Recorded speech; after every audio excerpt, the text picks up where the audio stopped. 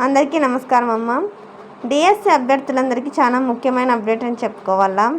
DSC పరీక్ష కేంద్రాలకు ఉదయం మార్నింగ్ సెక్షన్లో ఉండే వాళ్ళకి 9 గంటలకే అనుమతి బంద్ చేసేస్తున్నా. అంటే 9 గంటలకు ఒక్క నిమిషం లేట్ అయినా కూడా ఎవరిని పరీక్షకు అనుమతించడం లేదు.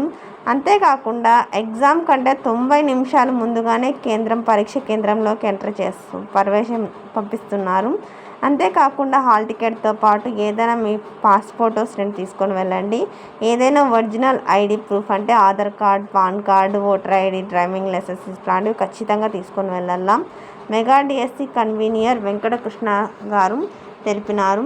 మొత్తం ఈ మార్నింగ్ సెక్షన్లో 9 గంటలకే స్టాప్ చేసేస్తున్నారు. లోపలికి అలవ లేదు. అర్థమవుతుందా? మొత్తం జూన్ 6వ తేదీ నుంచి జూన్ 30వ తేదీ వరకు అయితే పరీక్ష నిర్వహిస్తారు. ఇవన్నీ కంప్యూటర్ ఆధారిత పరీక్షలు కాబట్టి అక్కడ బయోమెట్రిక్, తర్వాత కంప్యూటర్ ఆన్ చేసుకునేవి ఇట్లాంటి పనులన్నీ ఉంటాయి కాబట్టి ఖచ్చితంగా అంటే మీరు పరీక్ష కేంద్రంలోకి ఖచ్చితంగా అంటే 90 నిమిషాల ముందే వెళ్తారు. అక్కడ మీ హాల్ టికెట్తో పాటు ఏదైనా ఫోటో గుర్తింపు కార్డు తీసుకొని వెళ్ళాలా. స్టడీ మెటీరియల్స్ కానీ, ఎటువంటి సెల్ ఫోన్స్ కానీ, లేకుంటే ఎలక్ట్రానిక్ పరికరం అంటే ఏదైనా క్యాలిక్యులేటర్స్ కానీ, స్మార్ట్ వాచెస్ కానీ ఎటువంటివి కూడా అలో లేదు మీకు.